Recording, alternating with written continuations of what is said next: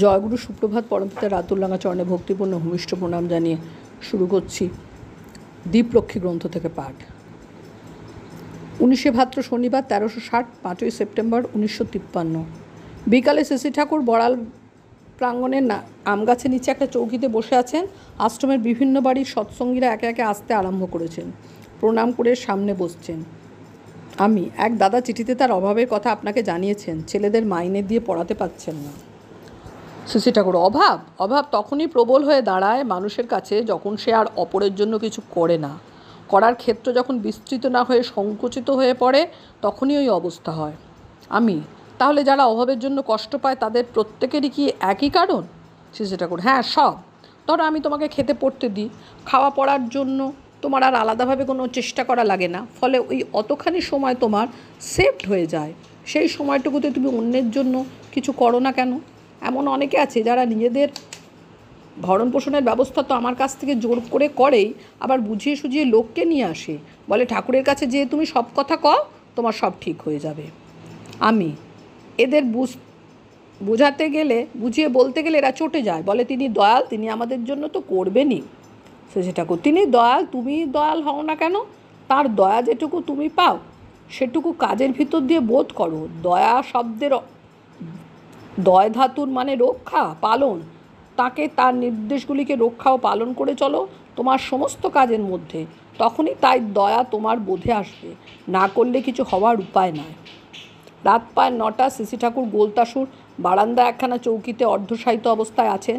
সামনে আছেন হরিনন্দন দা, লালদা, চন্দ্রেশ্বর দা প্রমুখ।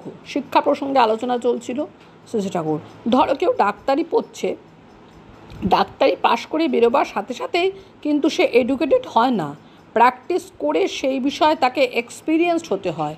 তেমনি আজকাল যারা বিএ এমএ পাশ করে বেরোচ্ছে, তারাও বিহিত অনুশীলনের অভাবে নিয়মিত ঠিকমতো এডুকেটেড হয়ে উঠতে পারছে না। আবার আজকালকার ইউনিভার্সিটি ক্যারিকুলাম এর স্টিফ যে ছাত্রদের পক্ষে তা আয়ত্ত করতে কষ্ট হয়। এই যে ম্যাট্রিক, রো অ্যান্ড ওয়েবের একখানা বিরাট ইংরাজি গ্রামার ছিল ম্যাট্রিকে, সে পড়াই তো বিপুল ব্যাপার, কিন্তু ওর একখানা ছোট সংস্করণ ছিল, সেখানে পড়লেই হয়। আমাদের পড়ার সময় ওখানা ছিল। আমার ইচ্ছে করে ম্যাট্রিকের সমস্ত বই সংক্ষেপে নতুন করে লেখা হয়। ইংরেজি গ্রামার হয়তো একখানা লেখা হলো 3 পাতার মধ্যে, বিরাট একখানা পাটিগণিত সেটাকে ছোট করে ফেলতে হবে। জ্যামিতিটাও বাবারে বাবা কি প্রকাণ্ড!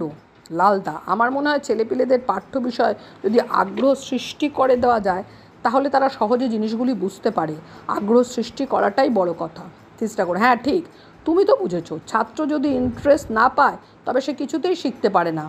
এখন একখানা জিওমেট্রি মেডিজি তৈরি করে ফেলো। কেষ্টদা আগে একখানা কেমিস্ট্রি বই লিখেছিল, ওই রকম একটা সাবজেক্ট, কিন্তু কীরকম নভেল টাইপের মতো করে ফেললো। পাঠ্যপুস্তকগুলি সবই যদি এরকম হয় তাহলে বোধহয় ভালোই হয়। সেই জন্য প্রত্যেকটি বই আবার নতুন করে লেখা লাগবে।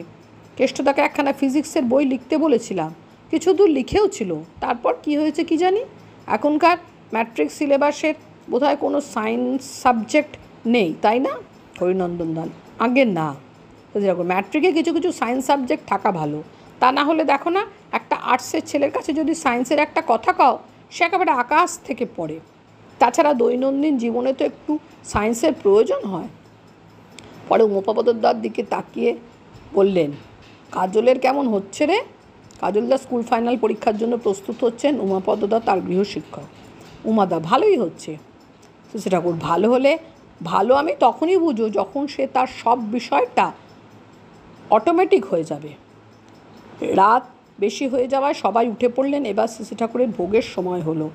4 আশ্বিন সোমবার 1360 21শে সেপ্টেম্বর সকাল 8টা। শ্রী ঠাকুর বড়াল বাংলোর বারান্দায় উপবিষ্ট। অনেকে এসে বসেছেন। নিখিলদা, হাউজারম্যানদা সামনে বসে কথা বলছিলেন। তাদের লক্ষ্য করে বললেন শ্রী ঠাকুর: সত্যানুসরণের মতো করে একখানা বই লিখলে হয়। মানুষের সমস্ত জিজ্ঞাসাগুলি তাতে ডিল করা থাকবে। তার মধ্যে মানুষ তাদের প্রয়োজনীয় সব কিছুই যেন পায়। দেওয়া আছে বহুত, কিন্তু সেগুলি ছোট করে ব্রিফলি সিম্পলি একখানা বই বের করতে পারলে ভালো হয়। জয়গুরু বন্দে পুরুষোত্তমম।